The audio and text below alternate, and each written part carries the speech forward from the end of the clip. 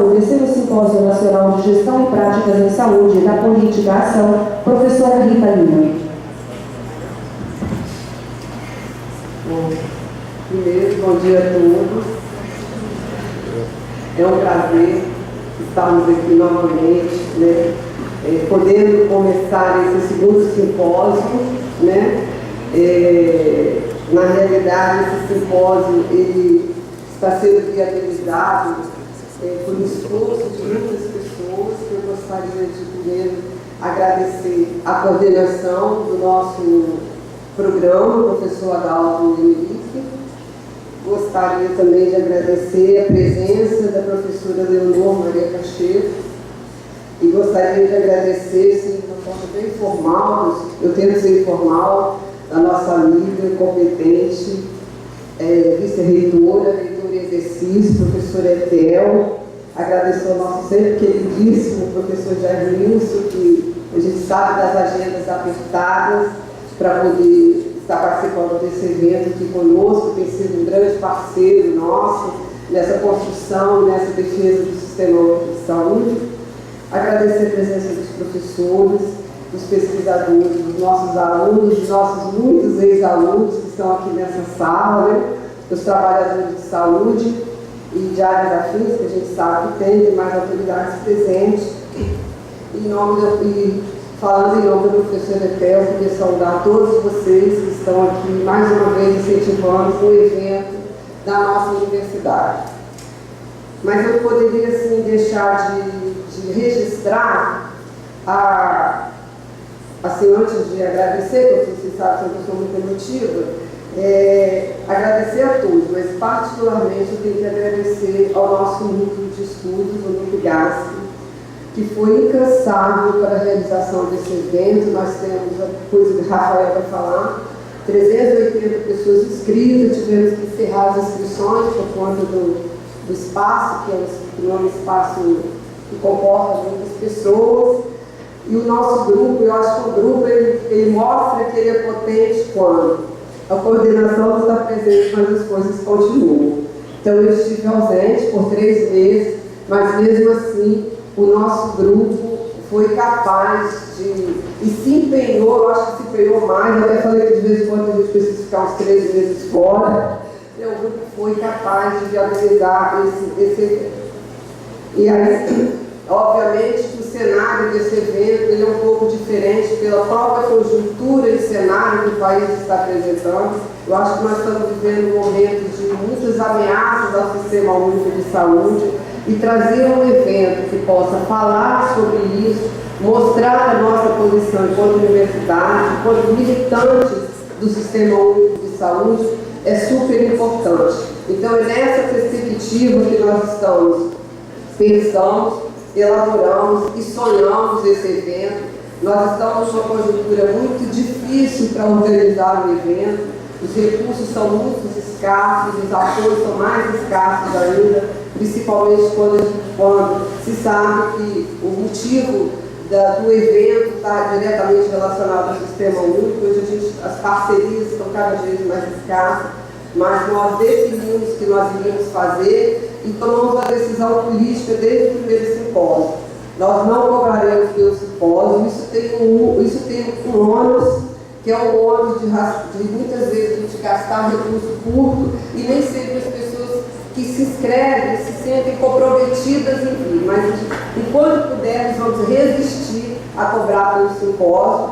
Tivemos alguns apoios que estão aqui registrados e temos quase que certeza de que será, quase não, mas temos certeza que o evento será um sucesso, que as parcerias serão um sucesso, porque também o evento não é só o momento da gente fazer debate, é um momento de fortificar as nossas parcerias. Nós temos uma parceria, né, com a Universidade Federal da Bahia, mais especificamente com a Instituto de Saúde Coletiva. Nosso grupo participa do Observatório da Análise de Política, que é coordenado pelo professor Jair Nilson. Então, eu acredito que esse também é um momento para que a gente possa firmar outras parcerias, nos aproximarmos principalmente mais do Estado, dos municípios, podemos falar sobre a formação. Esse é o propósito desse simpósio. Nós vamos ter várias mesas, né, começando pelo professor Jair Wilson Panim. Vamos discutir a questão da governança democrática,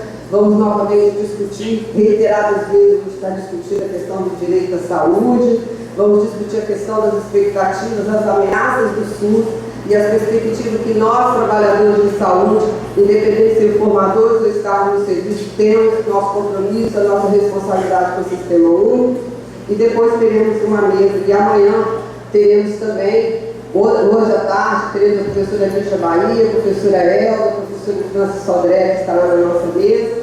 E mais tarde, às 5 horas, nós teremos o lançamento de um livro, de uma egressa do nosso programa, a Maria Clara Perim, que vai falar exatamente de muitos desses temas que a gente vai discutir aqui, que se refere às organizações sociais e à diretriz da complementaridade, desafios da participação social na saúde.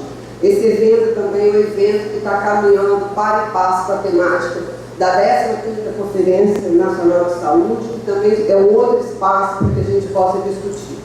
Então, eu queria, em nome da comissão organizadora, agradecer mais uma vez a presença de todos vocês. Esperamos que esse seja um evento de grandes parcerias, de grandes conversas, de grandes encontros e desejar sucesso a todos e mais uma vez agradecer a todos os presentes.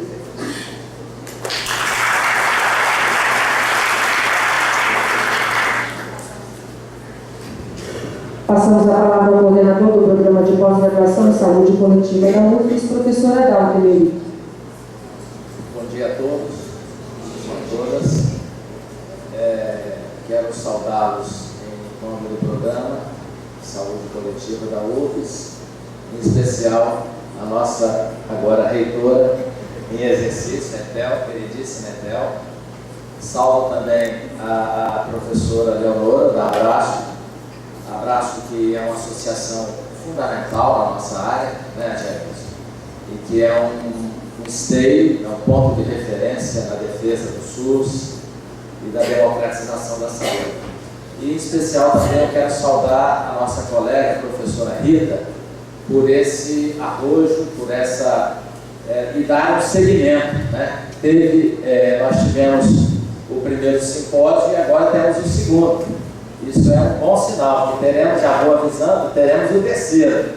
E na sequência teremos outros mais. Não é isso? É o que a gente espera, a universidade também sempre apoia. E eu acho que para o nosso programa, a consolidação desses eventos como articulador de debates, tanto do plano regional, mas também nacional, em relação à política de saúde, ao SUS, eu acho que isso é fundamental. Principalmente levando em conta que o nosso sistema de saúde ele vem sofrendo golpes um em cima do outro. O último foi na quinta-feira passada, que trocou o coordenador de saúde bucal e o que entrou, ele é puro sangue na defesa da saúde suplementar. Aquele ali não tem dúvida, porque ele faz convênios com prefeituras alocando serviços de saúde. Então, isso é o estágio que nós estamos chegando, mas o SUS, eu acho que ele tem força, tem potência, ele há de resistir. Quero desejar a todos um excelente simpósio e que isso seja assim, de um crescimento para vocês, os alunos de pós-graduação, seja também uma alavanca para repensar o sistema. Vou abrir um pequeno parênteses em relação a um óbito importantíssimo que teve no Espírito Santo, eu diria no país, e nós que lidamos na área da saúde temos que pensar muito quando acontece isso, é que morreu o Rio. O Rio Doce está morto. E essa morte desse rio, ela representa, para nós que somos da saúde coletiva, uma coisa importante, que é de pensar a nossa atuação no âmbito da saúde na interação com o ambiente. O Espírito Santo é um dos estados da federação que tem o maior índice de agrotóxico. Nós estamos conversando um pouco isso com a vigilância do município de Vitória em relação aos estudos que eles fazem quanto aos alimentos. E a morte do Rio Doce, ela representa um momento que duas coisas, eu acho, viu, Jair, apareceram nesse processo. Eu vou ser muito rápido. Um é configurando o mundo que nós estamos hoje vivendo, é o mundo das incertezas. Ou seja, os moradores que estavam abaixo lá na barragem tinham uma campainha que iria tocar para avisá-los de que aconteceu algo grave, não tocou. Então essa incerteza, ou seja, aquilo que deve funcionar e não funciona.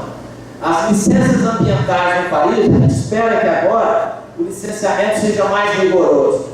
Nós temos o problema do Belo Monte, que é a represa, a hidrelétrica, que vai estourar também, não a represa, eu acho, mas vai estourar em relação aos impactos ambientais e aos povos indígenas que viviam lá. Em relação a outra questão que eu acho é a desinformação. Eu acho que todos aqui têm dúvida qual é o teor dessa lama. Se ela tem agrotóxicos, se ela tem metais pesados. Então é um jogo de empurra entre o Estado, os governos, o Estado que eu digo, o governo federal, os governos estaduais e também as organizações não governamentais. Eu entendo o empenho do Sebastião Salgado, mas faço aqui algumas críticas. Eu acho que a sociedade precisa se mobilizar em relação a essa questão. Os ribeirinhos, eu acho que isso sensibilizaria. Eu estou falando isso para vocês, para nos sensibilizarmos em relação a isso. Isso é um problema nosso. O que aconteceu no Rio Doce, quem mora ali, não porque eu vou tomar banho de praia, entendeu? A praia está poluída, mas afeta, isso vai, ninguém sabe a dimensão desse problema. Eu conversei com o André Russo, que é um militante da área ambiental, filho do Russo, que é um militante da área ambiental, e ele tem uma previsão muito pessimista em relação ao cenário do que está acontecendo. Principalmente nesses dois elementos que eu falei, a incerteza, nunca aconteceu isso, não se tem parâmetros para avaliar, e a desinformação. Então eu acho que nós vivemos essa crise também, tem a crise do SUS, tem essa crise, aí tem a crise ético-política, não do impeachment da presidente, mas do impeachment do presidente do Congresso, e enfim, essa crise ético-política, eu acho, nós teríamos que pensar sobre ela, que avança sobre a saúde, a questão ambiental, e nós temos que nos mobilizar em relação a isso. Era mais ou menos isso que eu queria chamar a atenção aqui nesse momento, aproveitar esse espaço. A questão ambiental é uma questão intimamente relacionada à saúde coletiva. A Abraço vem trabalhando sobre isso, lançou um livro, né, Leonor, recentemente, tem 3 livros, o dossiê da Abraço, é um livro que eu recomendo, é muito importante, e eu acho que essa questão afeta a nós, porque nós fazemos parte desse planeta, e como disse lá na Bíblia, nós somos mordomos da criação. E nós temos que criar bem esse planeta para que nós tenhamos uma vida e vida com abundância. Obrigado a todos, tenham um bom congresso, um bom simpósio, um abraço. Desculpa a veemência, mas esse, para quem não me conhece, é o meu estilo. Ela já me conhece e sabe que eu sou sempre assim. Esse é o meu estilo. E eu acho que essa é uma oportunidade que nós não devemos perder, a oportunidade de dizer o que pensamos.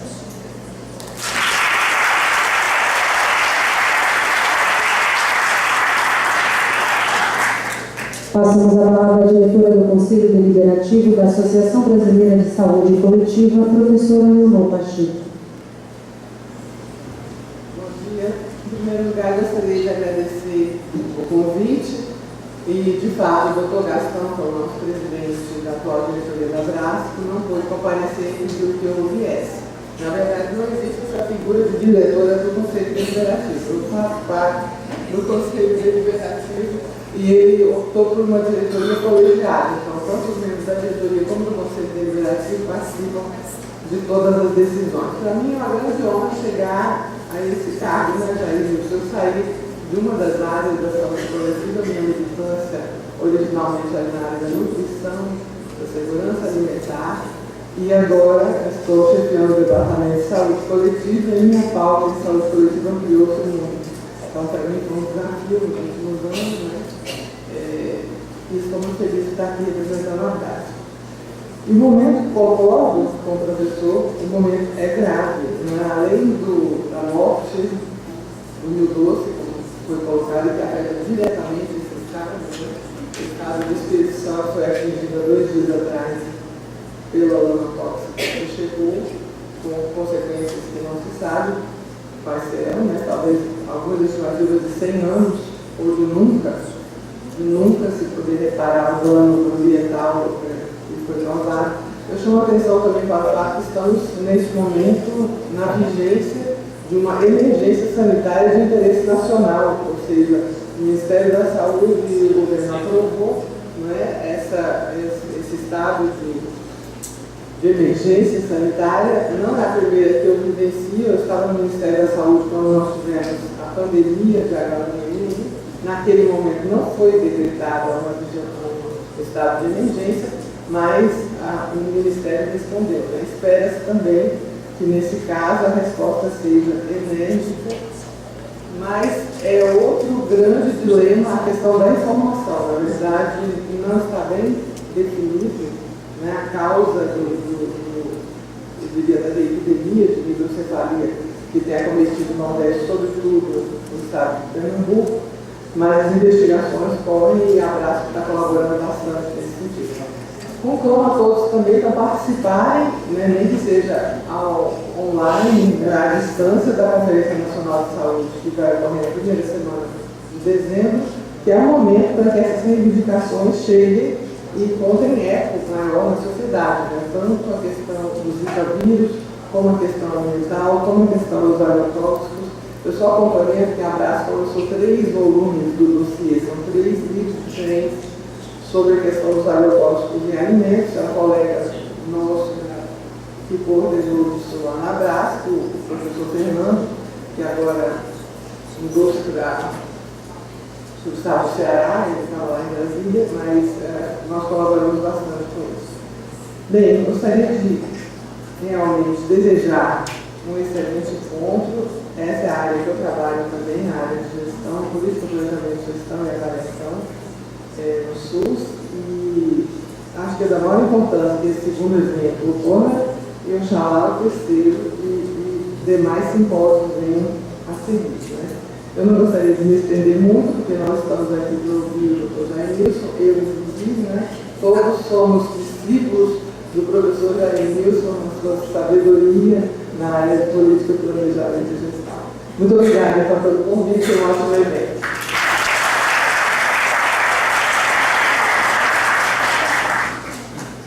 Gostaria de registrar e agradecer e convidar para a composição da mesa de honra a Secretária Municipal de Saúde de Vitória, Deise Crowley.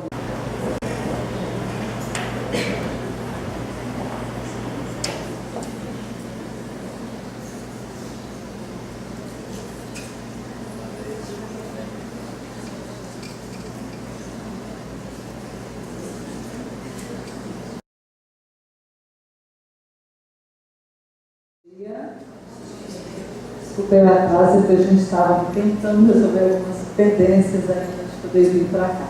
Eu queria parabenizar a professora Etel, a professora Rita, todos os componentes da mesa e a vocês, né, que estão participando do segundo simpósio, né, que é um nome tão bonito, né, Nacional de Gestão de Práticas em Saúde, Políticas, né, da Política à Ação.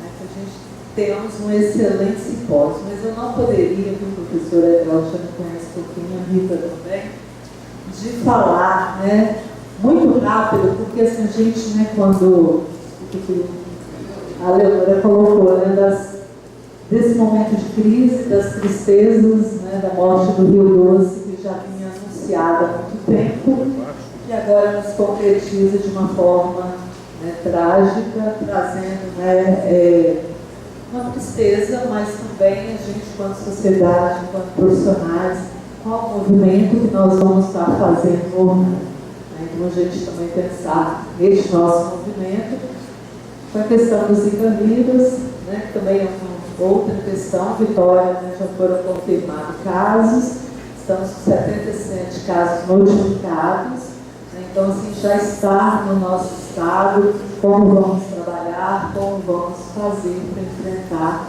essa epidemia.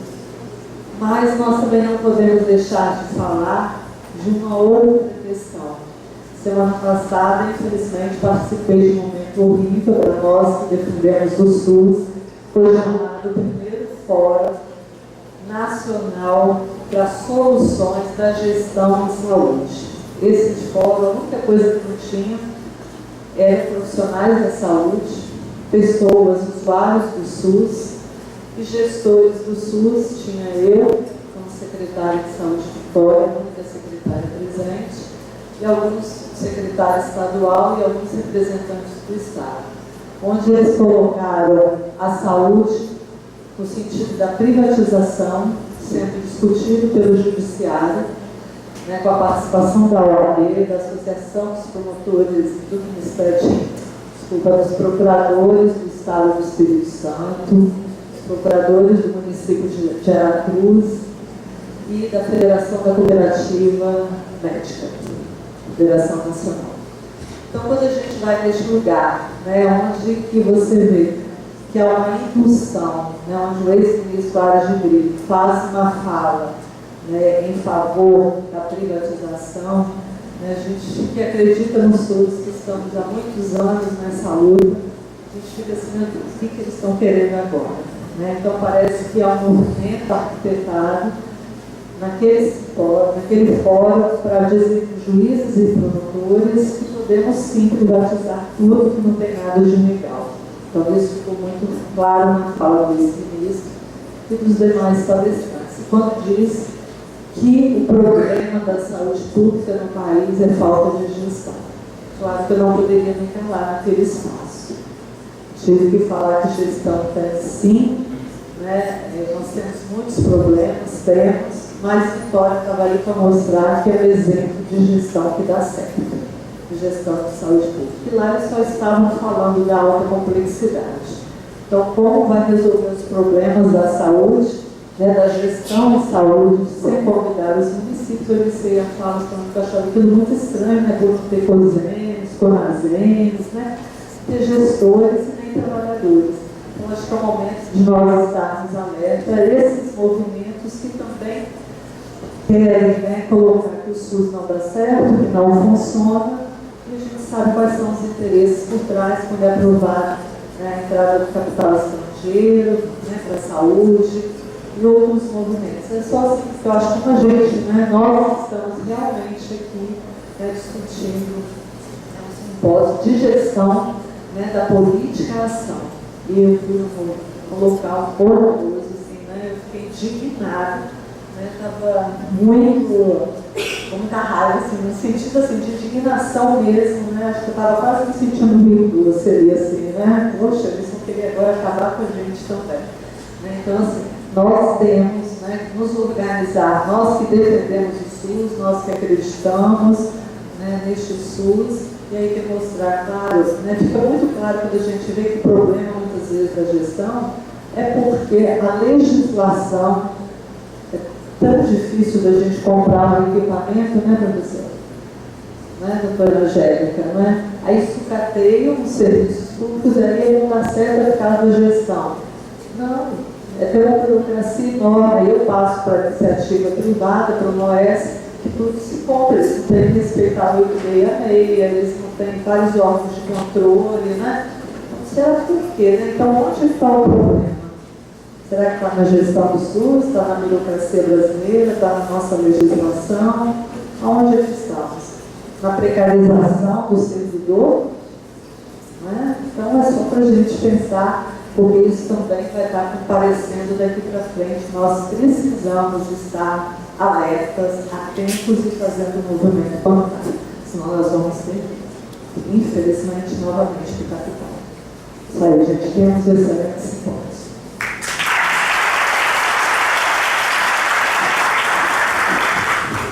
Passamos a palavra à excelentíssima senhora vice-reitora, professora Thelma Silva.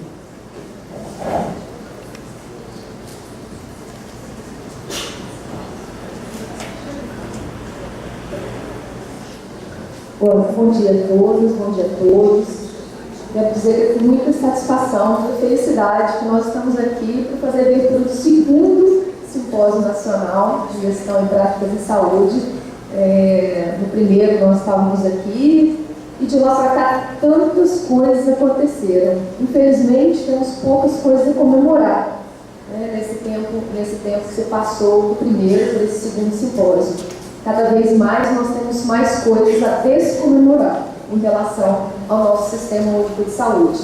E eu quero pontuar aqui duas coisas, uma que professor Adalto falou, cumprimentar a nossa mesa, a professora Leonora, agradecer como representante da nossa Associação Brasileira de Saúde Coletiva, essa associação tão importante para a defesa da nossa saúde coletiva no Brasil. Então, assim, quero pontuar e agradecer, Leonora, a sua vinda e todo o trabalho que a Abraço tem desenvolvido em favor do SUS.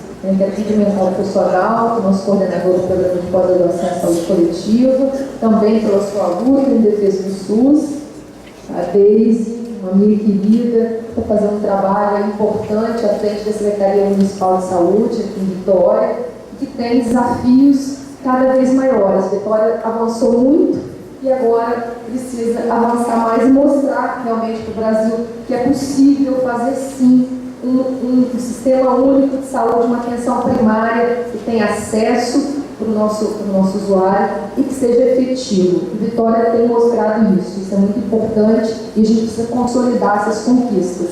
E parabenizar minha amiga, professora Rita, por toda a sua luta em favor do SUS, ela que é o nosso exemplo, nós que aqui no Estado estudamos e bebemos na fonte da professora Rita, que vivenciou toda essa história de construção do SUS. Ela é uma pessoa experiente, né? Uma jovem experiente e que nos ensina sempre, cada vez mais. Então, eu quero parabenizar a Rita pela sua luta, que é uma luta incansável. E dizer que a todo momento nós temos que ficar muito atentos. Acho que Deus traz um elemento importante, porque como as coisas acontecem muito rápido e a todo momento nós somos surpreendidos com mais um ataque ao sistema único de saúde, nós estamos com poder de mobilização muito pequeno pela velocidade e a intensidade desses ataques. Então, nós precisamos realmente desses momentos para discutir e nos unir, né? Unificar a nossa luta. Cada hora é uma OS, cada hora é uma possibilidade de que não há outra forma. Então, essa frase para nós que estamos em defesa do SUS, ela é sempre colocada. Não há outro jeito. É preciso que seja feito desta forma. E nós temos aceitado, não passivamente, com certeza, mas não temos tido os ganhos efetivos que a corrente contrária ao SUS tem conseguido. Então, é importante que a gente discuta e que nós possamos nos colocar em defesa, em uma defesa cada vez mais aguerrida em defesa do SUS, porque ele precisa e nós vamos precisar cada vez mais disso. Nós estamos agora vivenciando aí o desastre com o nosso Rio Doce, esse desastre ambiental, que é o maior desastre ambiental do nosso país, e nós temos vivenciado como todos os poderes constituídos, eles se conformam e representam o capital, né? Representam quem está no poder. Nós temos uma dificuldade de encontrar as informações corretas, nós temos uma dificuldade de entender de fato o que está acontecendo. A própria área do desastre, ela tem um impedimento de que as pessoas pessoas que estudam sobre isso, possam acessar essa área. Então, é muito difícil que essa informação, que está altamente controlada, possa ser colocada para toda a população. Então, nesse momento agora, no nosso estado, é uma dificuldade grande. Eu quero dizer para vocês que a Universidade Federal do Espírito Santo constituiu um grupo formado com mais de 50 pesquisadores de diversas áreas, pesquisadores que já trabalhavam, inclusive, na área do desastre, e nós temos, junto com o Estado, feito um esforço para conseguir colocar essas informações à disposição da população, porque essa é uma grande missão da universidade, porque nós somos independentes. Então, nós não precisamos e não devemos nenhum tipo de favor ou não temos qualquer tipo de influência desse capital, né? E é importante que se diga, em alto e bom tom, que essa tragédia tem um responsável sim, que isso não foi um acidente e que há pessoas, empresas, que precisam ser responsabilizadas e que precisam pagar por todo o desastre que foi feito. É difícil, e cada vez mais nós temos ouvido, né, na imprensa, em todos os órgãos que controlam isso, a dificuldade de colocar valor no que foi perdido. Quanto vale uma vida? A vida do jovem, ela vale mais do que a vida do idoso que foi perdido? Quanto vale o valor do comércio que tinha naquele local? Então, é tudo muito difícil, porque são coisas que nós teremos que enfrentar pela primeira vez. Então, nós precisamos aprender com outras tragédias, aprender que em outras tragédias, várias pessoas, até hoje, não receberam as suas indenizações, depois de anos e anos. Então, acho que a Adama coloca uma coisa importante, o que aconteceu em Mariana, o que está acontecendo em todo o trajeto do Rio Doce, que agora deságua no mar e chega na Bahia. Então, nós temos agora 3 estados envolvidos nessa tragédia e, além dos 3 estados, toda a população brasileira e a população do planeta, porque é um ecossistema importante para o nosso planeta, que está perdido e nós não sabemos se será para sempre.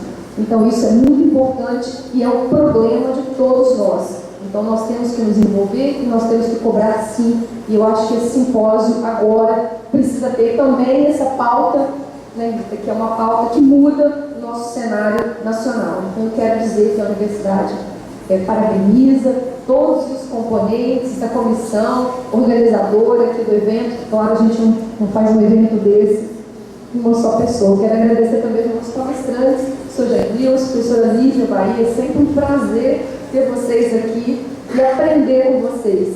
E quero desejar para vocês um ótimo simpósio e dizer que continuamos na luta e essa luta precisa ser intensificada. Obrigada e bom dia a todos.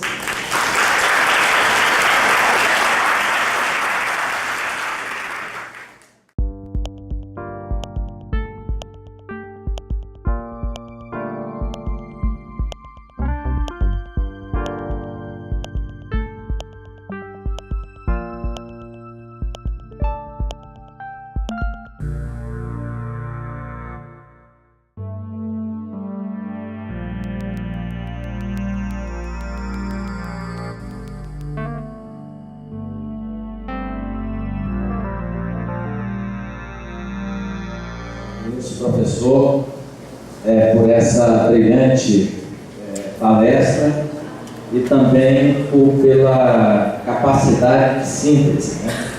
Você fez uma viagem em várias décadas e isso é uma coisa que muito, como você disse, muito complexa, mas eu acho que você traduziu bem o sentimento que hoje está presente em todos nós, de que o nosso sistema de saúde, o SUS, ele está correndo risco. Riscos dados por uma política, né, que vem sendo desenvolvida, que está se configurando nesse estado que nós estamos hoje. A minha questão, Jair Wilson, é uma questão que nos leva a pensar nos primórdios do SUS. Ou seja, o Sistema Único de Saúde ele foi fruto de uma militância política. E naquele momento, um dos baluartes do sistema, que foi o Sérgio Haroldo, ele falava que construir o Sistema Universal de Saúde é um processo longo. E ele, eu sei que 30 anos já é uma idade boa. E esse processo ele é civilizatório, é uma civilização. E eu fiquei pensando muito, eu tenho estudado com os alunos, e eu lembrei de um conceito do Cornelius Castoriadis, um filósofo grego, radicado na França, comunista, e que fundou nos anos 50 um movimento na França chamado Socialismo e Barbárie. E ele dizia que toda sociedade é um produto de desejo coletivo das pessoas. Então, acho que a pergunta que nós temos que nos fazer é até que ponto nós queremos mesmo lutar pelo SUS. É uma pergunta que a gente tem que se olhar no espelho. Qual é a nossa, nesse processo aí de construção do SUS hoje? né? Porque não no sentido de que, quer dizer, a nossa democracia, da forma que está, você colocou muito bem, a crise de governabilidade, isso em 2013, de alguma forma se configurou nos movimentos sociais, ou seja, a distância das instâncias do Estado, do governo, da sociedade. Isso ficou muito claro. E essa distância, ela está nos deixando assim, reféns de uma política que está em curso, e nós não temos, a não ser no momento da eleição, uma participação efetiva para se fazer alguma coisa. Então eu tenho a impressão que tem uma crise de representatividade, mas a crise, quer dizer, voltar a se pensar numa democracia mais participativa. Eu lembro da reforma sanitária nesse sentido. A construção do SUS, ela se deu dentro dos conflitos daquele momento, um sistema misto, né, que ele tem essa contradição interna também, que nós temos que pensar, né, ele é misto, ele assume um pouco a incompletude dele de ser universal do ponto de vista essencialmente público, e que eu acho que isso é um debate que nós precisamos então colocar, ou seja, qual é o nosso papel hoje realmente na construção do SUS? Eu vou então comentar um pouco a reflexão da professora Dalto, e esses mesários que eu mencionei aqui tem uma frase que é terrível, é pior do que o título dado pelo Castoriadis ao seu grupo. Ele diz o seguinte: socialismo ou barbárie, se tivermos sorte. Ou seja, as ameaças que ele coloca para o planeta são de tal ordem que até a humanidade sobreviver daqui a algum tempo, se não houver uma ação global contra isso, fica difícil ela existir enquanto ser vivo. Ele comenta também 5%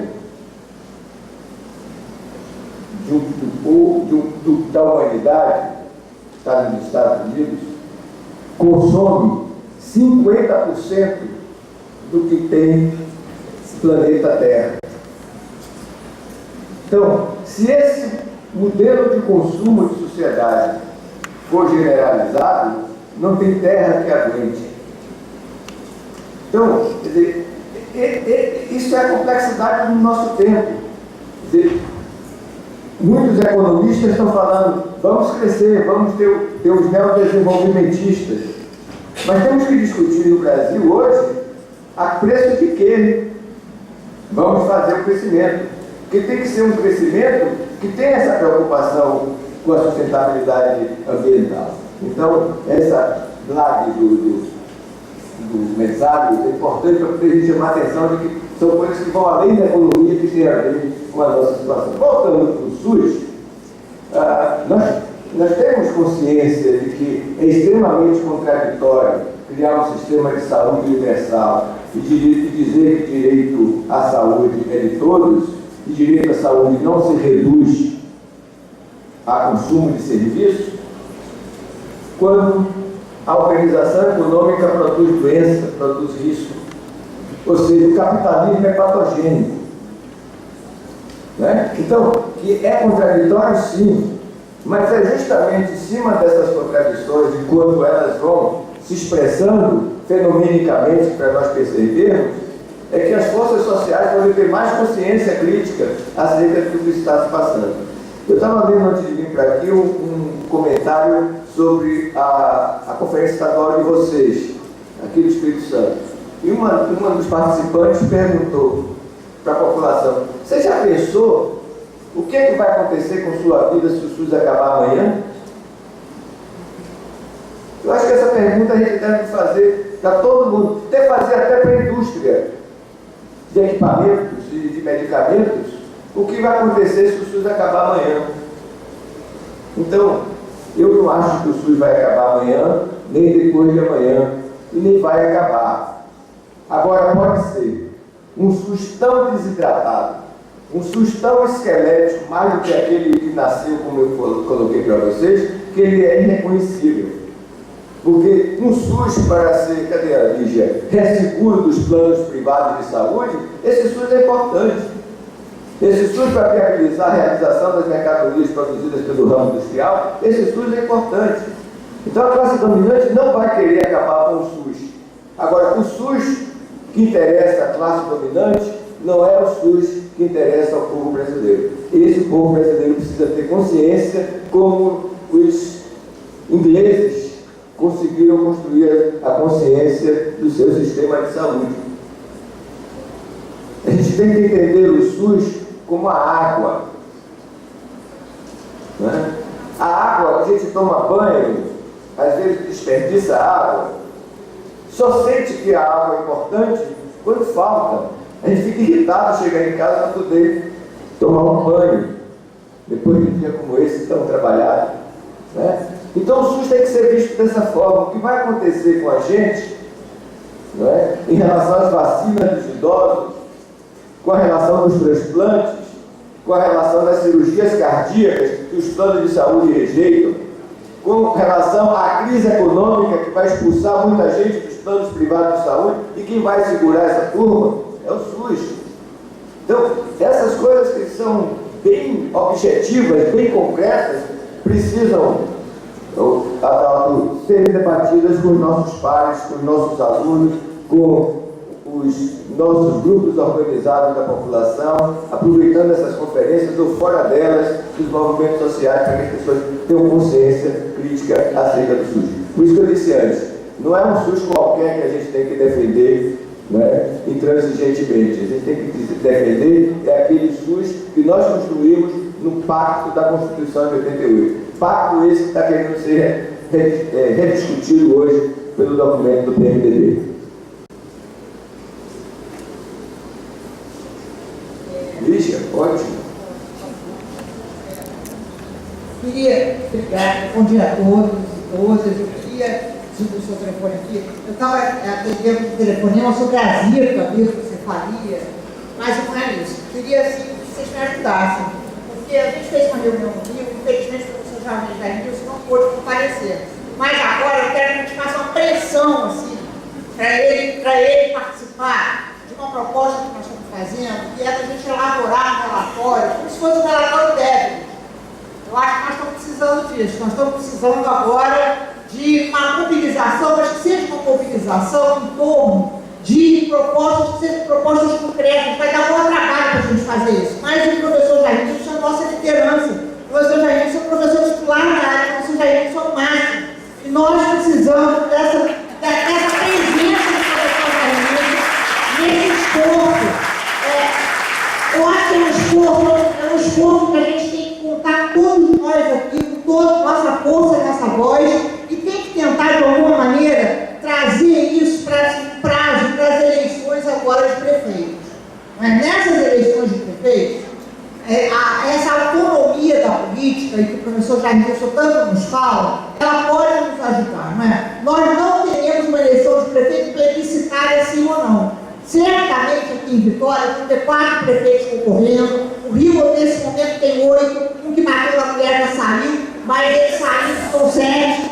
Então a gente vai ter uma eleição para a prefeitura, uma eleição muito interessante do ponto de vista do leve da pluralidade da disputa. E eu queria assim, que a gente falasse assim, 1, 2, 3, 4, 5 mil, querendo Jair Nilson, coordenador desse relatório, que não precisa ficar pronto para as eleições, mas pode ficar parcialmente pronto, mas certamente vai ser um instrumento muito importante para a reforma sanitária brasileira. Jair já é o coordenador do observatório. O observatório pode ser um órgão de formulação, de agregação, enfim, todo mundo junto com o professor Jair Nilson. Já quero botar o piso no pescoço dele nesse momento.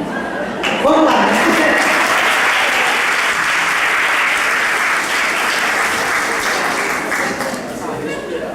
Partindo da bola da personalização, ou do personalismo, Lígia tem culpa da criação do observatório. Ela também me botou nessa para coordenar essa rede de pesquisa. A ideia foi dela, a briga foi dela.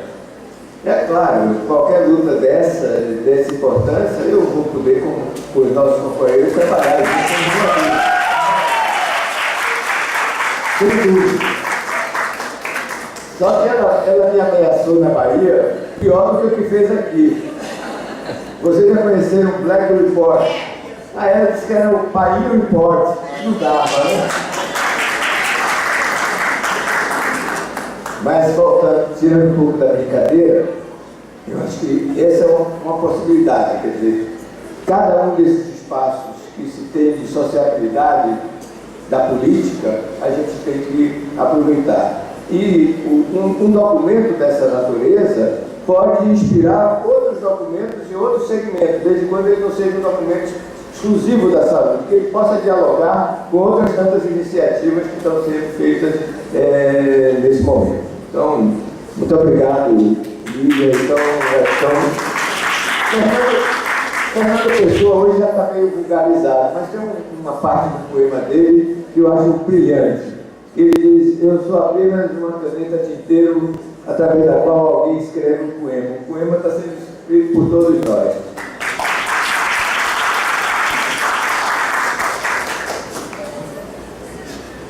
Eu acho que no sentido de contribuir com esse documento, Lígia, acredito que a rede de proteção social, o Ministério do Desenvolvimento Social, Bolsa Família, toda essa rede de proteção social poderia ser um grande aliado nesse movimento que vocês estão iniciando aqui. Acredito que a gente está assistindo o nascimento de uma coisa muito importante. Estou emocionada. Bom dia. O senhor fala aqui de novos sujeitos. Eu vi na minha história, na minha juventude, nas comunidades eclesiais de base, grupo de jovens, pastoral de juventude, depois movimento comunitário e associação de moradores, conselho comunitário de jovens. E a minha juventude ela veio fazendo um debate, um estudo da política, do marxismo, dos direitos dos trabalhadores. Desses novos sujeitos, a gente percebe aqui, eu gostaria até de saber se tem alguém aqui do movimento popular. Uma das pessoas aqui, uma pessoa que eu estou vendo aqui do movimento popular.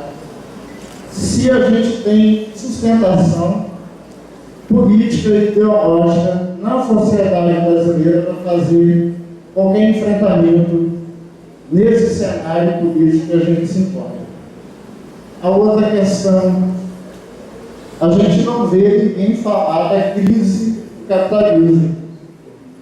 Isso nem o debate no meio do Congresso, até os políticos de esquerda.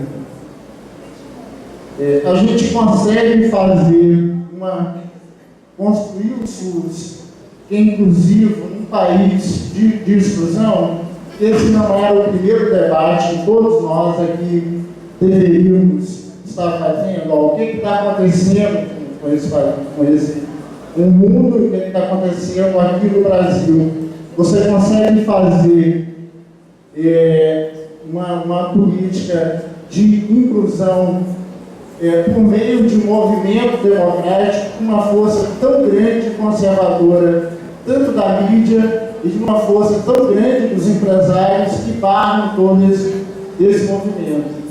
Eu percebo que hoje a gente nunca teve um Congresso Nacional tão conservador quanto esse Congresso Nacional que aí hoje está. E a gente vê que pela redução da idade penal e pelo próprio debate que se faz no SUS no sentido da privatização. Será que com essas forças democráticas, que forças democráticas que podem ser mobilizadas para fazer essas mudanças que são necessárias? Eu me alinho em boa parte do seu comentário, da sua reflexão. Eu tentei um pouco trabalhar aqui nessa exposição sobre a crise do capitalismo, como é que ela rebate aqui no Brasil, particularmente no SUS, mas talvez eu acentue algum outro aspecto de que é o que se faz com uma análise de correlação de forças. Eu acho que você esboçou essa análise, mostrando que não é nada favorável para o enfrentamento ou mesmo para determinado tipo de conquista. Mas uma análise de correlação de forças, ao meu ver, não deve nos levar ao imobilismo. Uma análise de correlação de forças só se justifica se é possível intervir dentro dessa realidade. Nós temos alguns enfrentamentos em pequenos espaços em que nós atuamos, mas temos. E quando o SEDES, por exemplo, se organiza e vai às conferências municipais de saúde para, no miudinho, construir alternativas, isso é um enfrentamento. Nós não temos um enfrentamento hoje suficiente para poder conseguir construir uma alternativa de uma Assembleia Nacional Constituinte autônoma, livremente eleita. Isso nós não temos. Mas dentro dos espaços que nós atuamos, nós podemos ir construindo progressivamente novos sujeitos capazes de intervir sobre essa realidade. Eu acho que isto é uma posição não resignada acerca da correlação de forças que se apresenta. Eu, apesar de ser professor de algum tempo aí de planejamento, eu não me alio àqueles que apostam muito em imagem objetiva, sobretudo de médio prazo, de longo prazo, né? Um economista que eu citei aqui, o Keynes, ele dizia que a longo prazo todos estaremos mortos, né? Isso quer dizer, não significa necessariamente pragmatismo de fazer qualquer coisa, mas eu me filio a uma corrente de planejamento que pensa menos em imagem objetiva e mais em iniciar processos. E quando se iniciam processos com sujeitos e sendo constituídos, esses sujeitos eles passam a ter determinadas ideologias. Esses sujeitos podem se transformar em atores políticos, incluir temas na agenda do Estado. Quer dizer, esse processo que não tem receita, mas que pode ser iniciado, é que faz justificar seguramente uma reflexão como essa que nós estamos fazendo aqui coletivamente, ou um simpósio, um segundo simpósio como esse realizado por vocês. Então, insisto, análise de correlação de forças não é para ser sábio, nem para ser sabido, nem para lamentar o movimento dos barcos. Análise de correlação de forças só faz sentido do ponto de vista político se a gente puder alterar pela ação essa correlação de forças. Mais alguma colocação? Mesmo que não seja no sentido que nós gostaríamos. Eu sempre dou aula para meus alunos, lembrando de Nelson Rodrigues. Não é isso que vocês estão pensando. É que Nelson Rodrigues escreveu A Vida Como Ela É. Né? Em política de saúde, a gente tem que ensinar a política como ela é, não a que eu gostaria que fosse.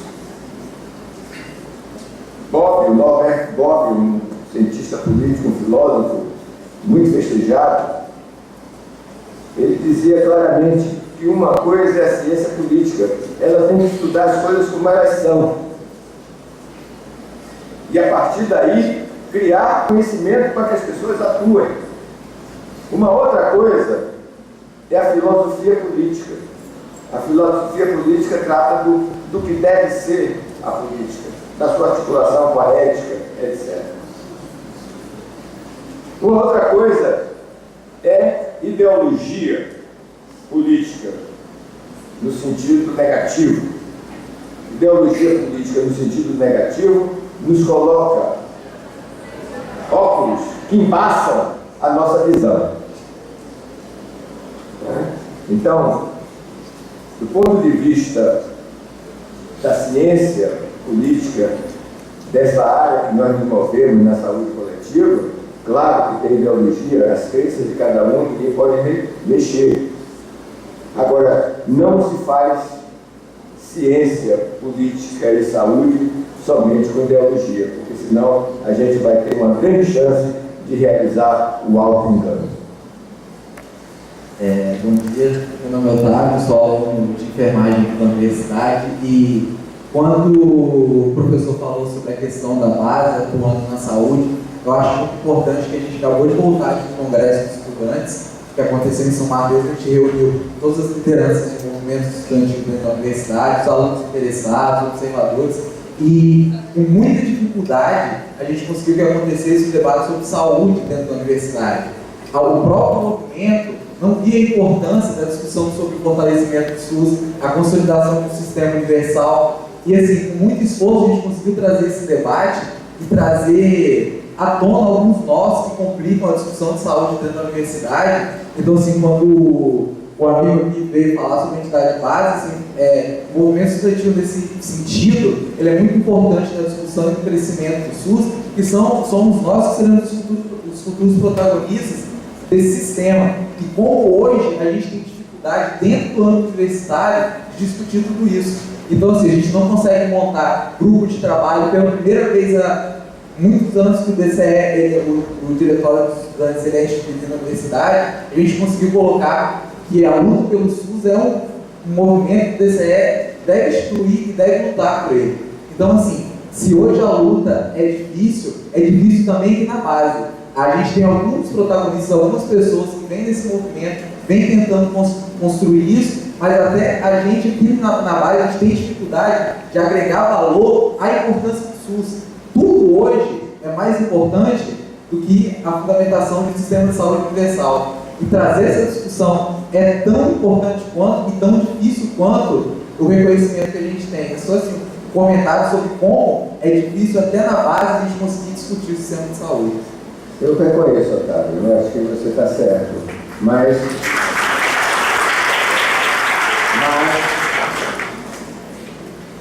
uma parte, a culpa é nossa.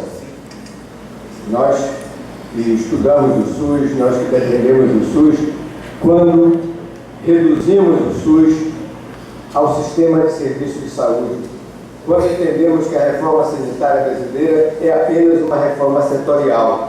Se é uma reforma somente do setor saúde, pode dificultar muito os diálogos com outros tantos setores que se interessam pela questão sanitária. A questão das necessidades de saúde, das vinculações da necessidade de saúde da população, com as condições de vida, com a forma de organização da produção, da cultura, do poder, isso transcende o setor saúde. E a reforma sanitária brasileira, no seu projeto, ela não se reduziu a uma reforma setorial. Mas na medida em que muitos de nós reduzimos a reforma sanitária brasileira ao SUS, cria essa dificuldade que você está colocando, embora não seja uma dificuldade insuperável. Por isso eu ia começando com mais. Por exemplo, logo que estourou a movimentação de junho de 2013, os SEBs, por exemplo, em vários locais desse país, se articularam com aqueles que defendiam uma nova mobilidade urbana, com a questão ambiental, com a questão do direito da mulher, dos negros. Então, este conjunto de intervenções facilita um diálogo maior do que se você ficar na caixinha do setor saúde. Eu não gosto de ficar citando muito autor, fica parecendo uma coisa meio hipernótica de professor, mas se vocês quiserem, depois eu digo qual é o autor. São dois autores, uma mulher e um homem. Depois eu digo aí. Atender a... Esses autores, com a autora, eu fico confuso às vezes, né, com esse negócio da presidenta, né, eles pensaram uma nova estratégia socialista através de uma hegemonia que não se constrói apenas na relação de capital e trabalho. Então, isso eles examinaram o desenvolvimento da sociedade dos marxistas, aos pós-marxistas, dos neomarxistas, seja lá o nome que se der a essas tribos, e dizer o seguinte, que a sociedade capitalista ela vai criando um conjunto de opressões e de antagonismos que não se reduzem à relação capital-trabalho. E se os movimentos sociais forem capazes de criar equivalências entre essas opressões e esses antagonismos, tem a viabilidade de construir, a construção de uma viabilidade de uma outra estratégia diferente quando se circulava apenas entre relação operário e classe empresarial. Então, a sociedade brasileira hoje ela é perpassada, é atravessada por vários tipos de antagonismos. A questão indígena, a questão dos quilombolas, a questão agrícola, a questão ambiental, a questão cultural, a necessidade de democratização da cultura, da informação, dos meios da mídia.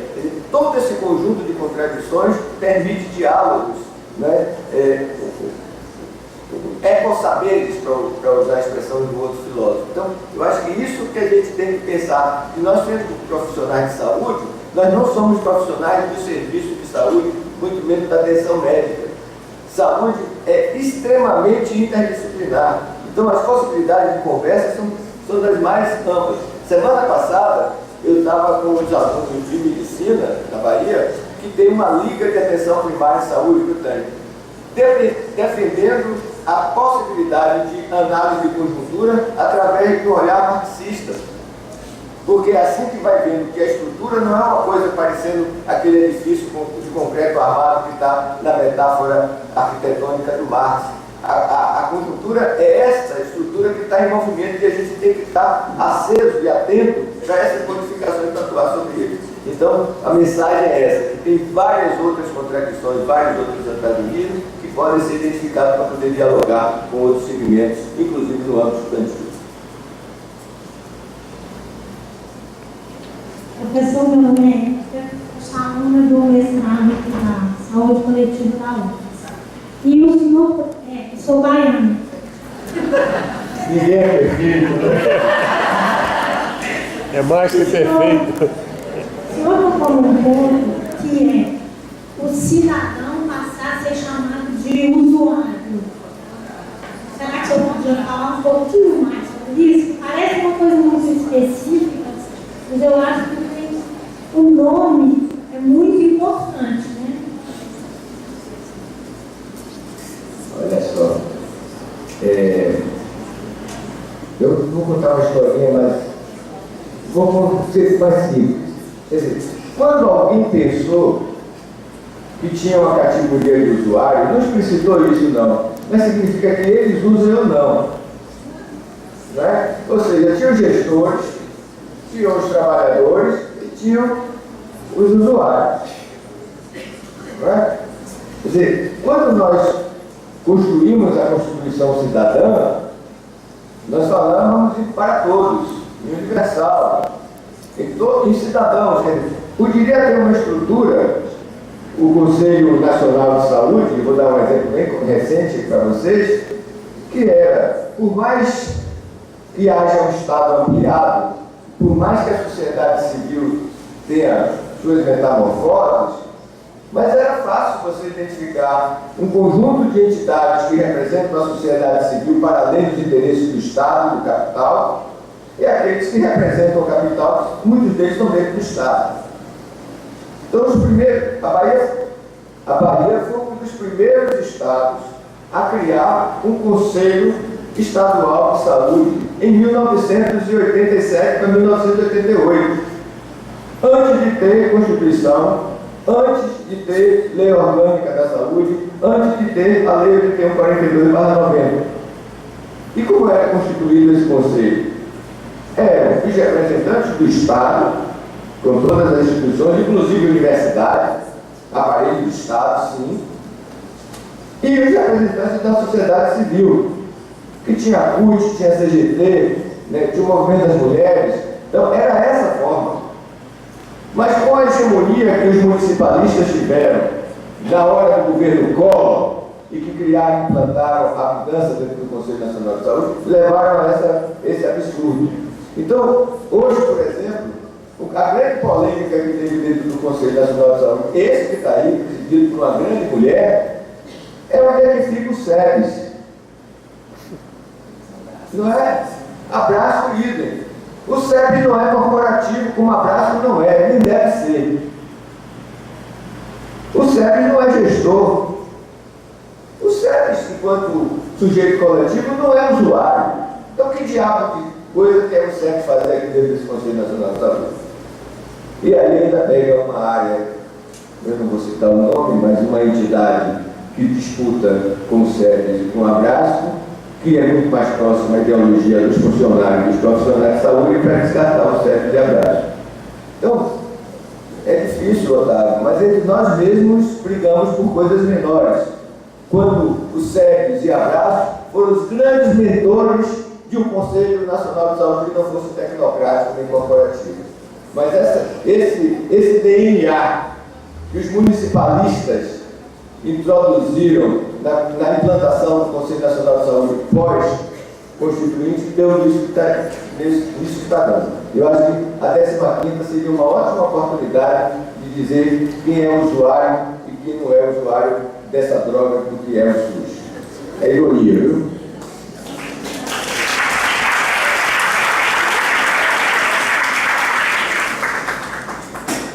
Bom dia. Eu, assim como a Érica, também sou aluno do mestrado de saúde coletiva. Gostaria de fazer primeiro, quase que um lugar comum, mas dar os parabéns ao professor Paim pela brilhante palestra, brilhante explicação. E algumas coisas do que o senhor colocou, professor, me incomodam, e eu gostaria, se possível, que o senhor pudesse falar mais um pouquinho a respeito.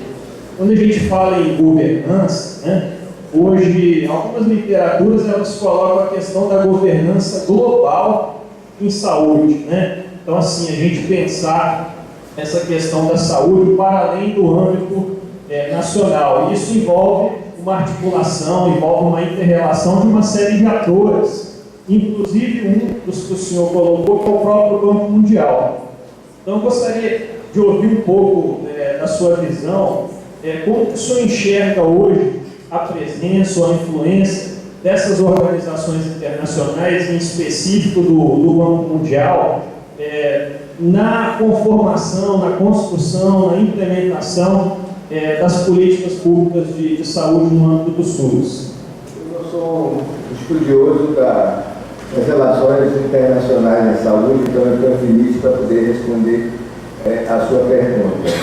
Mas o Banco Mundial, como parte dessa chamada governança global, ele sempre foi contra os sistemas de saúde universais, desde 1993, quando apresentou aquele documento Investir em Saúde. Então, todas as ajudas, os financiamentos que o Banco Mundial tem dado para muitos países tem condicionalidades. Uma dessas condicionalidades, por exemplo, é se fixar a uma determinada concepção de atenção primária focal. Então, essa ideia de cobertura universal de saúde praticamente foi a Rockefeller e o Banco Mundial que introduziram, inocularam, né, essa concepção dentro da Organização Mundial da Saúde.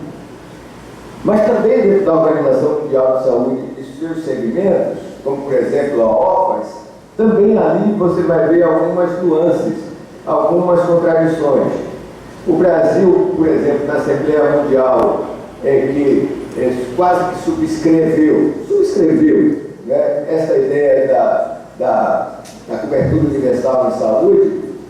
Quando chegou os representantes aqui no Brasil, tiveram críticas, pressões e tal. Então, quando houve a reunião da OPAS, a Organização Pan-Americana de Saúde, o Brasil já teve um papel diferente, né? E eles tiveram que mudar, inclusive, o teor do relatório final para trazer a ideia do direito à saúde antecedendo a concepção de cobertura universal de saúde.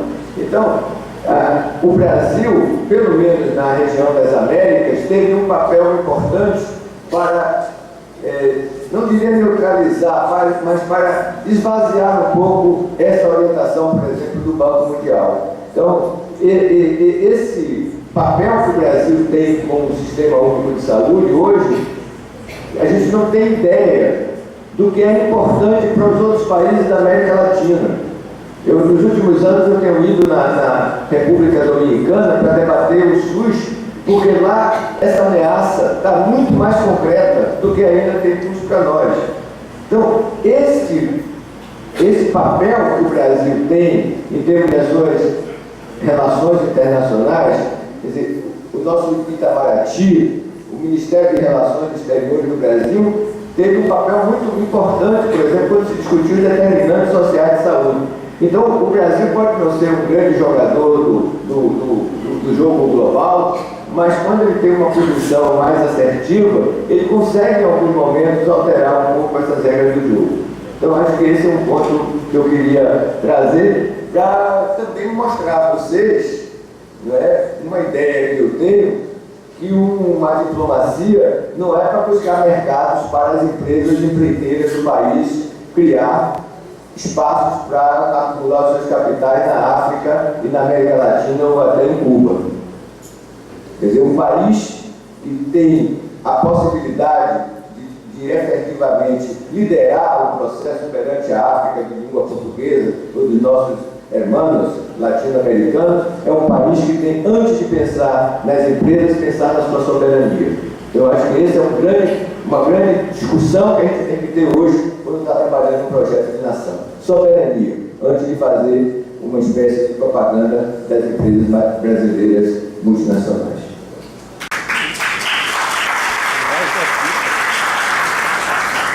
Meu nome é Mogi, eu sou formada pela UFRGS de enfermagem, mas estou fazendo mestrado lá na ESP, que eu aqui.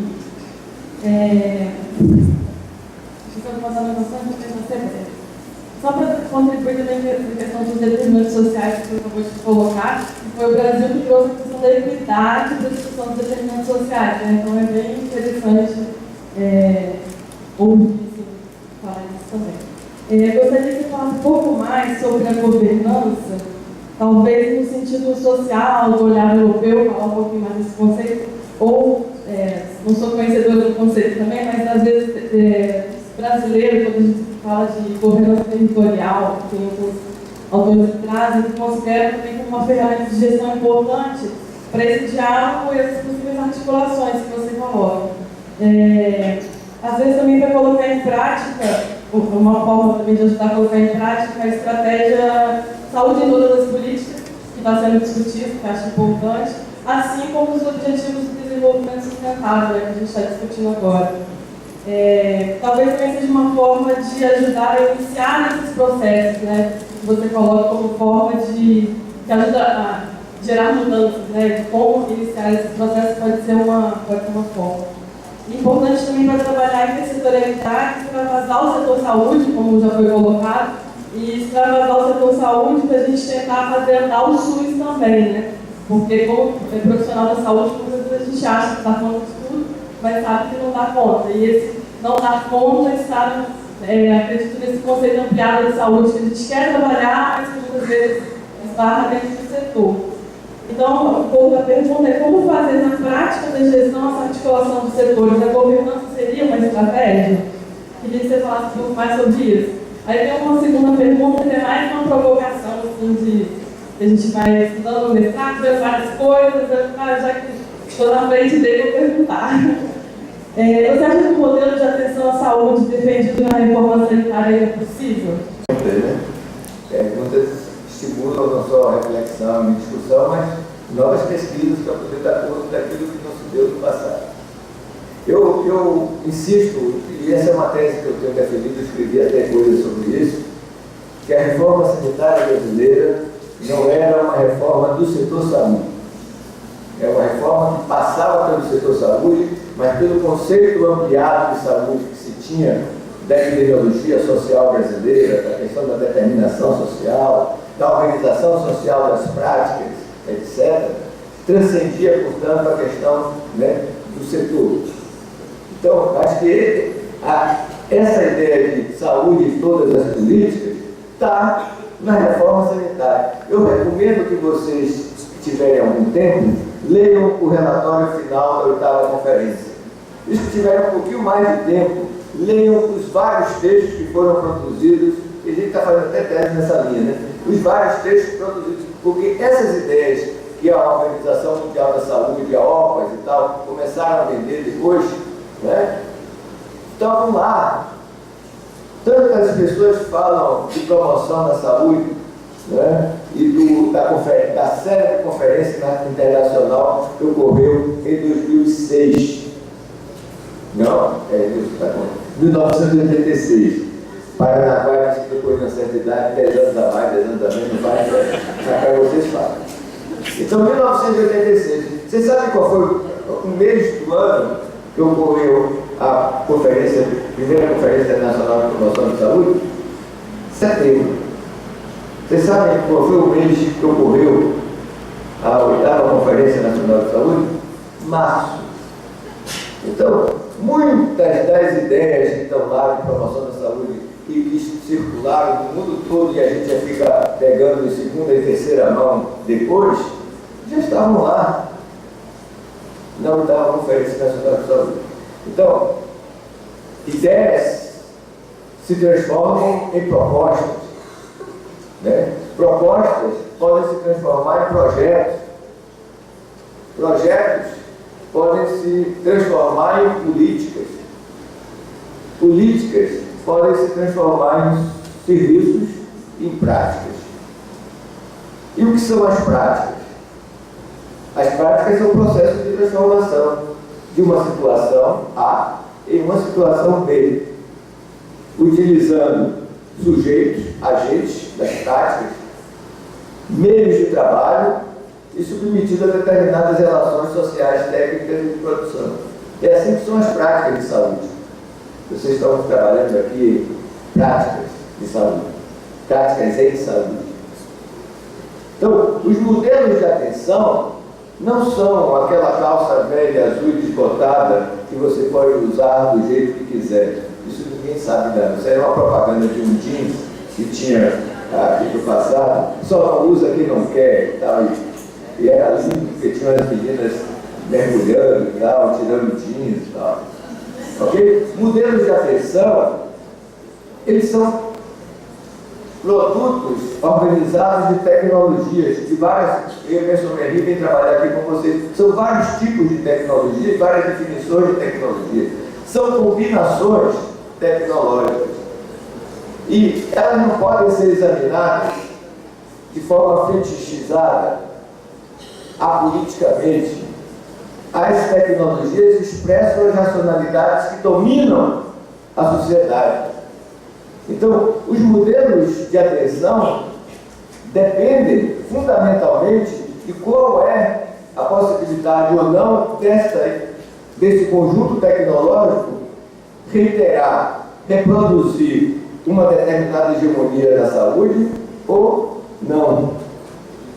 Então, muitas dessas alternativas que foram pensadas, que você está cobrando aqui do autor, né, foram pensadas na perspectiva não que seriam aplicadas, incorporadas naturalmente pelo sistema, mas criando conflitos e contradições, cuja resultante não é pensado nem pelos hegemônicos, nem pelos contra-hegemônicos. Um exemplo concreto: vigilância da saúde. Vigilância da saúde, para muitos, foi entendido como somatório das vigilâncias. Mas a vigilância da saúde é uma oportunidade de discutir o território. Discutir o território não com um aspecto físico, mas, como diria o Milton Santos, os seus fluxos e os seus fixos. Entendeu? Então, eu acho que é isso que a gente precisa começar. O pessoal diz que teoria é uma coisa, na prática é outra. A Louca dizia que teoria que na prática é outra coisa não é uma boa teoria. Então, quando você tem esses conceitos para interpretar a realidade, os conceitos são ferramentas de trabalho, são meios de trabalho. Eles nos ajudam a entender as possibilidades e também os limites desse conjunto de propostas. Professor Paim, meu nome é Letícia. Letícia? Isso. Já conhece, né? Pelos amigos. Eu sou aluna de doutorado do CAPEGAS. E eu também gostaria, aproveitando, né, o ensejo da colega, também de fazer uma colocação, assim, né, mais uma provocação nesse sentido. Nós temos algumas pesquisas na área de gestão e saúde no nosso NUPGAS, que é o nosso núcleo de pesquisas, né? E a gente tem discutido um pouco essa tríade: governança, governabilidade e capacidade de governo. Eu sei que a discussão hoje ela não é eminentemente conceitual, mas assim, como nós temos aqui um público muito variado, que inclui pessoas da academia, pessoas do serviço, e nós sabemos que são conceitos que têm um cunho diferenciado, eu queria assim, ouvir um pouquinho mais do senhor sobre essa tríade, assim, como que isso tem impacto hoje na gestão de saúde, né? Quando a Deise coloca, né, da questão, o problema é da gestão, né, e qual é o impacto desses três conceitos hoje no que a gente tem no campo da gestão de saúde. Era mais para ouvir um pouquinho mais do senhor sobre essa tríade. Obrigada. Eu tentei um pouco expor isso, mas eu vou retomar um pouco com essa sua provocação.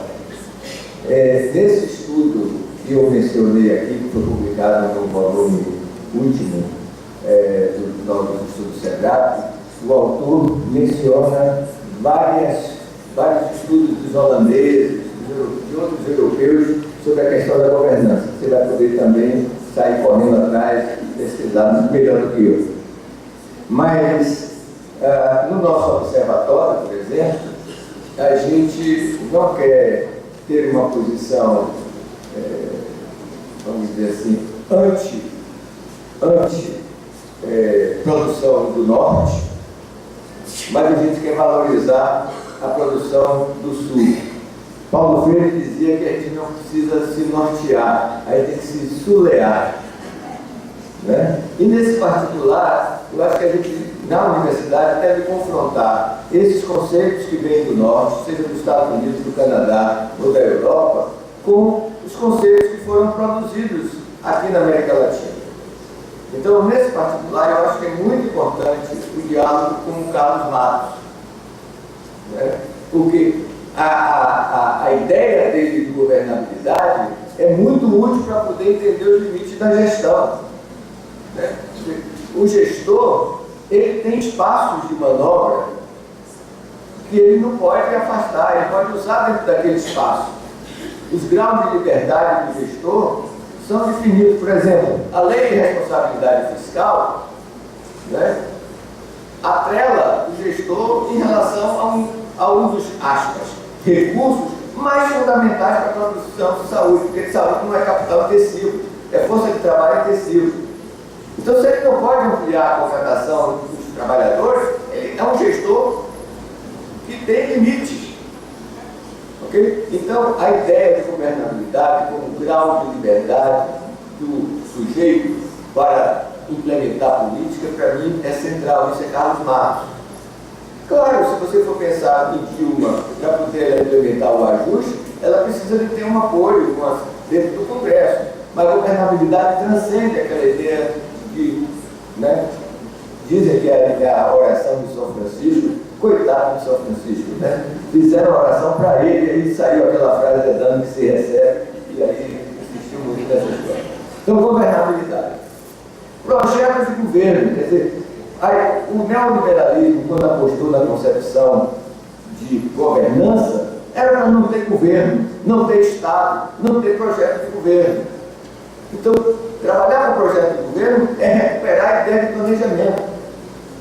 E planejamento não é ficar definindo mais objetivo daqui a 30 anos, 50 anos. É criar liberdade de ação.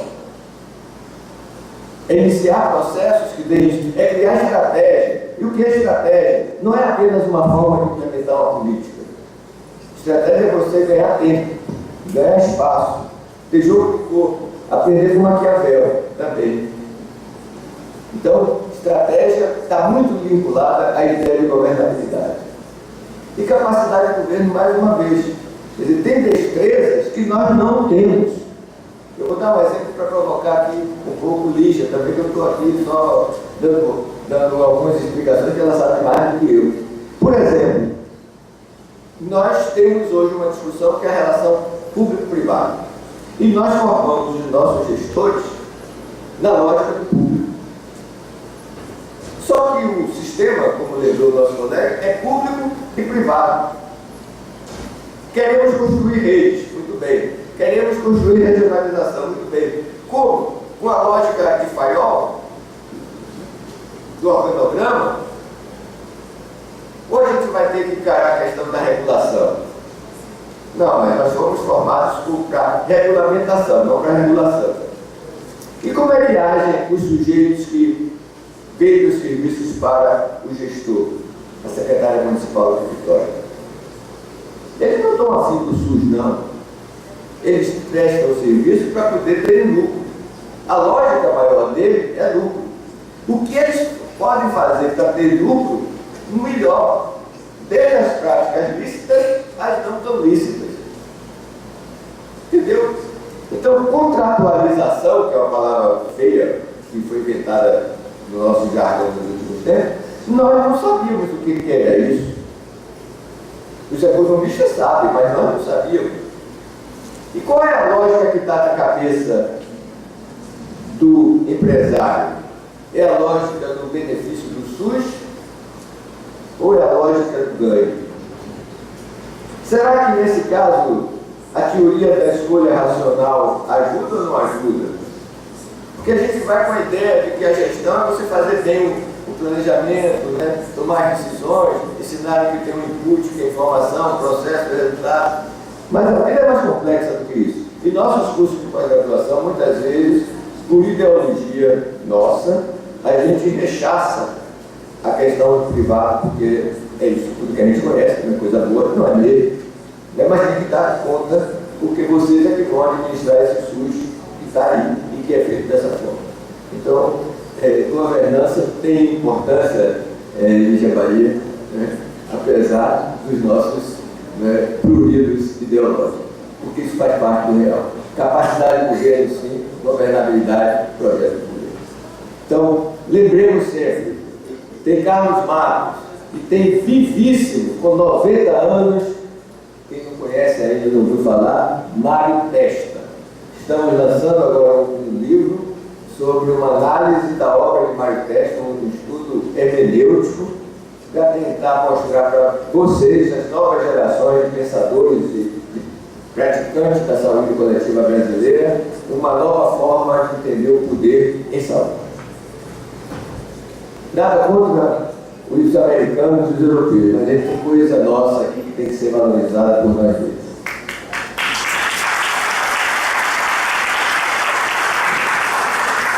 Mais alguém? Não. Bom dia, meu nome é Eida, eu sou secretária de Gestão de Saúde da SE. E assim, para agradecer muito aí esse setor que vem escutando aí, né? Eu acho que tem palestra aqui hoje. Eu acho que aí tem que repensar a gestão, o espaço da gestão.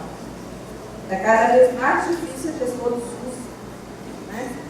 E assim, a gente aqui no Espírito Santo, cada vez, a gente reúne uma vez por mês o Conselho do Espírito Santo. E assim, a gente vê a cada mês 4, 5 gestores novos no estado pequeno que nem o nosso. Isso é preocupante, muito preocupante.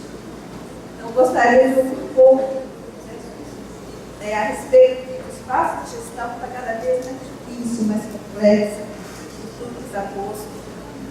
A gente assiste aí demandas legítimas, os usuários querendo cada vez mais serviços e melhores serviços, trabalhadores querendo ganhar mais, né? Então, são tudo isso legítimo, não é verdade? E o gestor amarrado com todas as questões do subfinanciamento, né, da gestão da máquina pública. Eu queria um pouco, né, que você entrasse nesse universo nosso. Obrigada.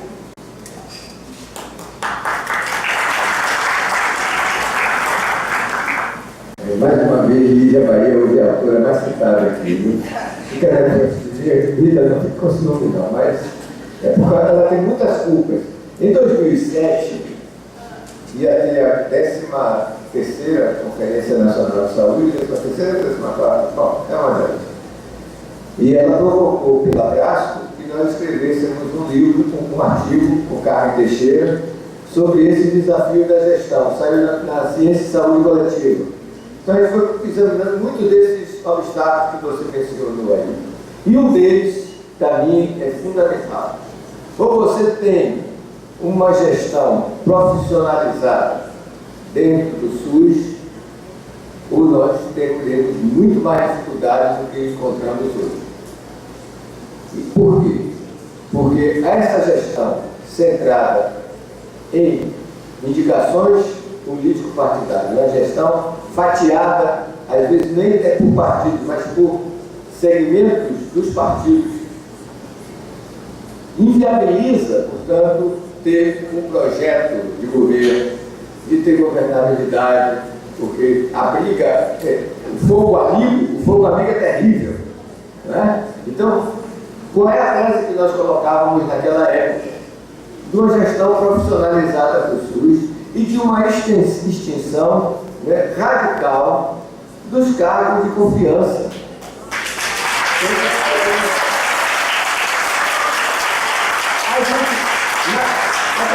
ilusão que era só a gente que pensava isso.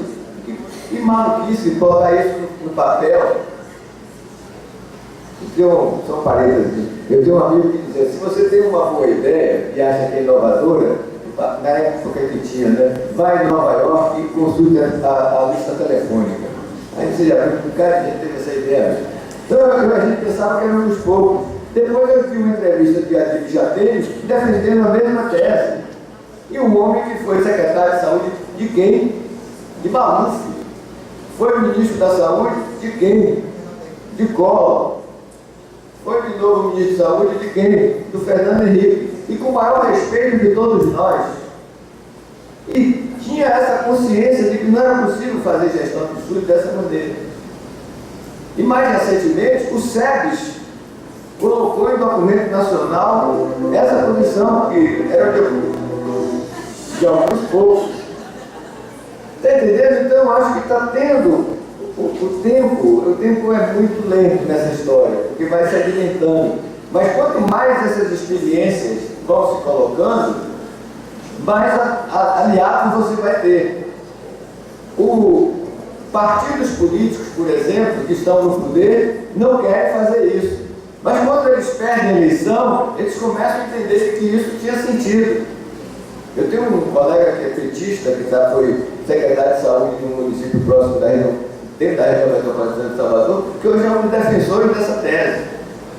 Então eu acho que esse é um processo que vocês estão vivendo como gestores, um momento muito crítico, mas com acúmulos, essa vontade vai ser maior no futuro, eu espero, nem que eu não veja. O segundo ponto tem a ver com a questão da burocracia brasileira. Não a burocracia no sentido pejorativo, mas a burocracia weberiana, ou gerencial. Né? Quer dizer, essa nossa burocracia, ela, pela forma com que o pessoal do direito administrativo, né, montou as regras, né, o pessoal do antigo DASP e os neodaspianos, eles são capazes de inviabilizar um sistema de saúde. Então, muitos nossos companheiros que são da frente, né, contra a privatização da saúde, batem muito e corretamente em determinados aspectos. Mas, se você não tiver uma lei específica que reconheça a especificidade da gestão de saúde, que não é igual à gestão de lápis na educação, claro que a educação é muito mais do que o lápis, a gente vai ter um determinado momento que poucas pessoas vão querer ser gestor. Né?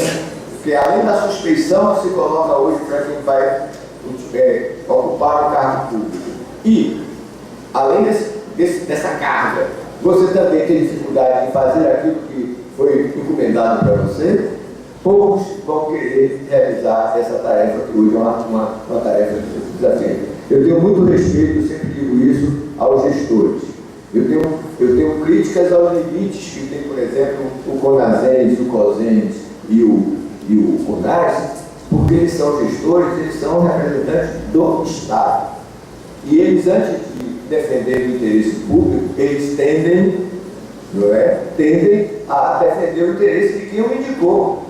Então, o ministro da Saúde não tem um cargo, quem tem um cargo é o presidente da República. Está entendendo? Então, eu acho que esses processos são fundamentais a gente entender e criar uma força mais ampla para que, mesmo que demore 5 anos, 10 anos e tal, tenhamos no futuro uma legislação específica para a administração pública do SUS. Bom, eu só acrescentaria que eu xixei aqui para Jair Nilson que um dos desafios de ser gestor hoje em dia é enfrentar a judicialização, porque você pessoalmente é imputado, né, e é cobrado pelo judiciário, e vários gestores tiveram problemas seríssimos em relação a isso. Então ainda tem essa nuvem em cima dos gestores. Eu gostaria de fazer uma fala final aqui em nome da Abraço, chamando a atenção para a necessidade da intersetorialidade, que foi tão que foi tão mencionada pelo Jair Nilson. Então, na semana passada, Lígia, nós terminamos a Conferência Nacional de Segurança Alimentar e Nutricional, que foi um marco realmente, foi uma conferência com grande participação, e que saúde ocupou 30% da agenda, como deveria ser mesmo, porque existe um componente nutricional na segurança alimentar. A agenda da agrotóxicos foi 80% da agenda, né? Tivemos a presença do presidente da República, do ex-presidente Lula. Então, é uma conferência muito participativa. Eu não vejo razão nenhuma para que SUAS e SUS não deem as mãos, para que o Conselho Nacional de Saúde não deem as mãos em relação a problemas e mobilizações maiores no nosso país. Então, ficaria esse apelo no sentido de inclusão de toda essa movimentação que se conseguiu nessa Conferência Nacional de Segurança Alimentar e Nutricional que terminou na semana passada. Então, eu acho que nós terminamos também, né, o horário previsto para o debate, e eu passo a palavra ao nosso coordenador.